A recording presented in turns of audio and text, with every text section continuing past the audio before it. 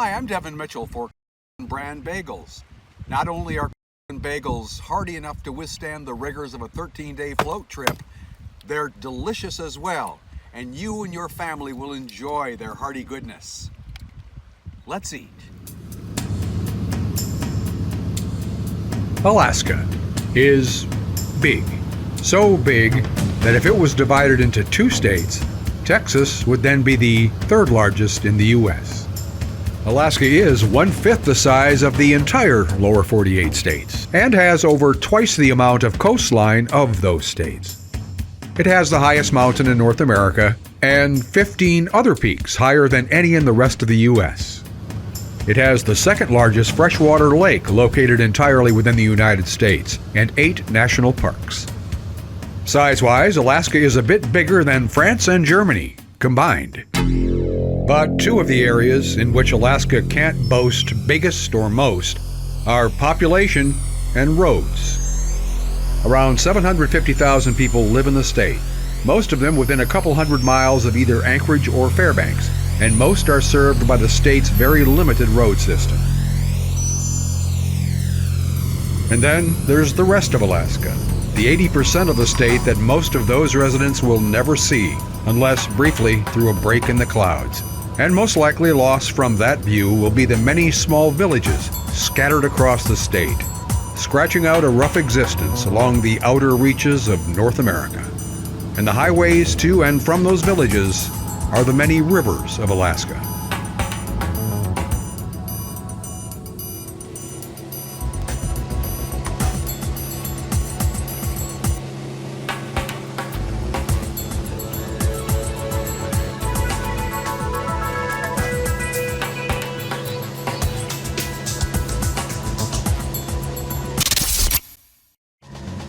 Scenic, rambunctious, and remote, the Kanektok flows rapidly from its headwater lakes in the Okhloon Mountains, 99 river miles, give or take, to the village of Quinahok on the Bering Sea.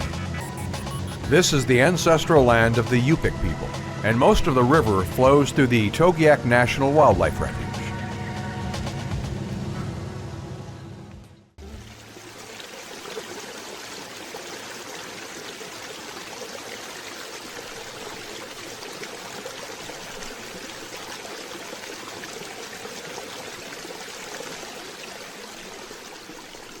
The next morning, sitting around camp, we glance upriver and see a most remarkable thing.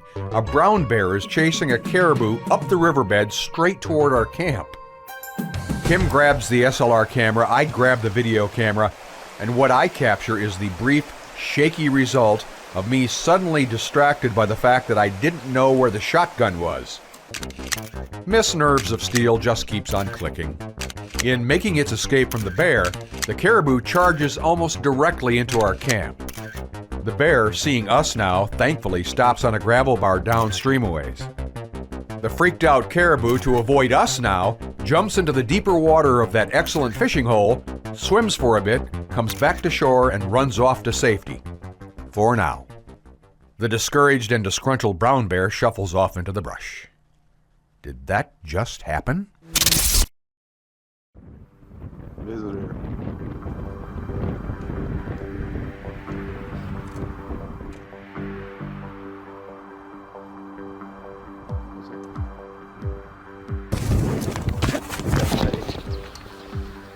Whoa! Go away now. Go on. Get out. Go now.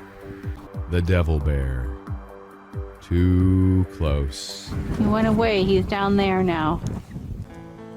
The scenery is spectacular, the fishing is often excellent, and unlike the Kanektok, the river itself doesn't present that many technical difficulties. With a little luck, it's a pleasant, leisurely 60-mile float. Oh no, the weather's been beautiful.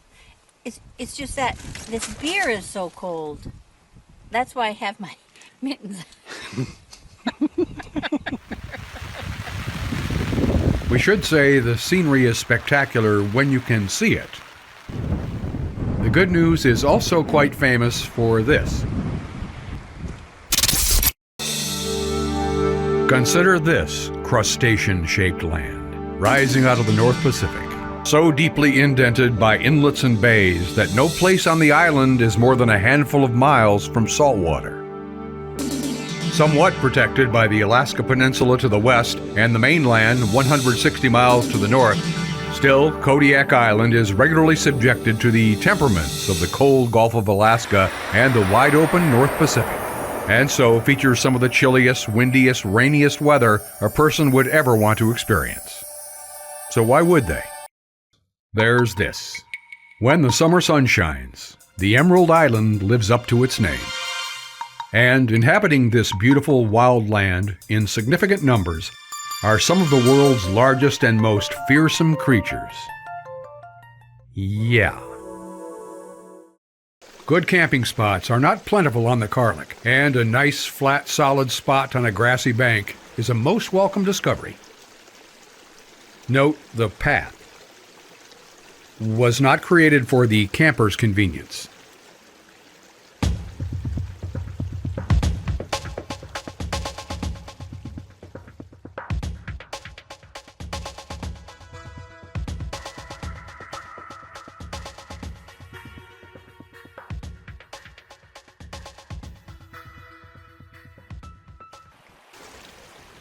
The Karlik Kings are a bit smaller than the 60-pounders found in some other parts of the state. I hooked maybe 6 here, landed 2, and then we were felt literally, pushed from this great fishing hole.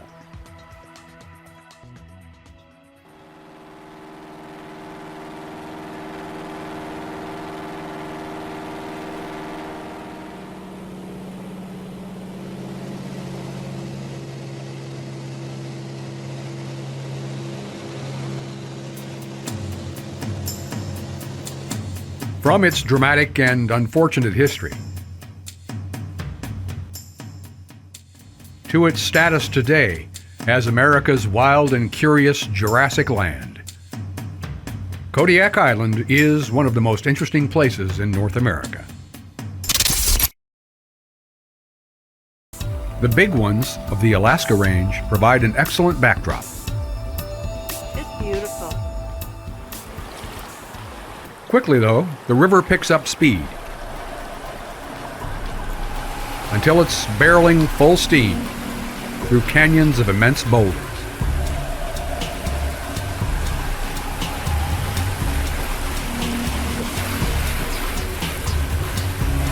Big boulder straight ahead, Devin. Big rock straight ahead.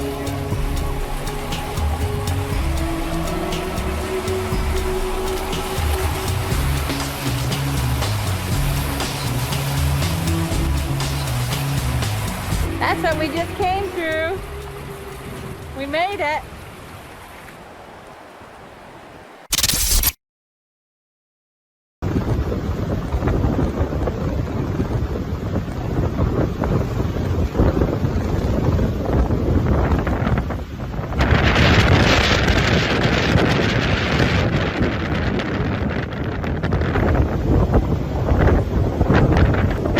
Having fun yet?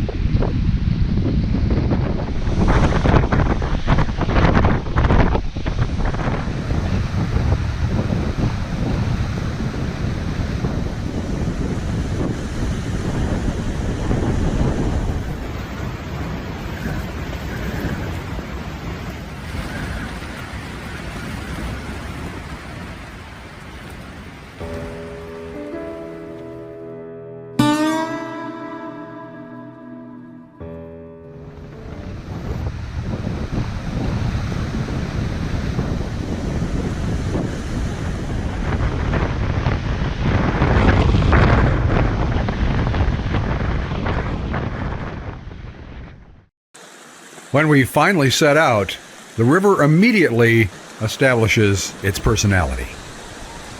The plan is to float the 55 miles from Lower Twin Lake to the Mulchatna River, and then 72 miles down the Mulchatna to our takeout at Old Man Creek, just below the Koktuli River.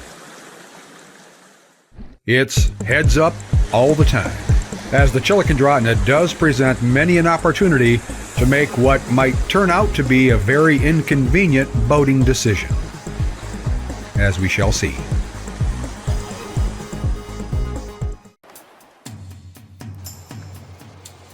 Earlier this year, 4 men in 2 rafts got in a little trouble on the Chilikandrotna, flipped both boats, lost all their stuff, and had to be rescued by the Air National Guard.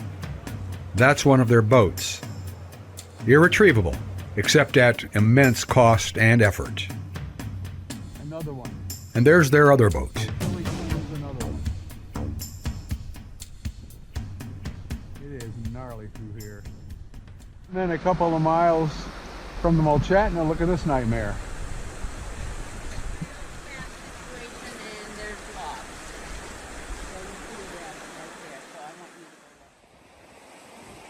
Devin went down to scout it out because we have a predicament here. We can't fit there. We can't fit there. I don't think we can fit down there, but I think we can fit right through there. Time will tell.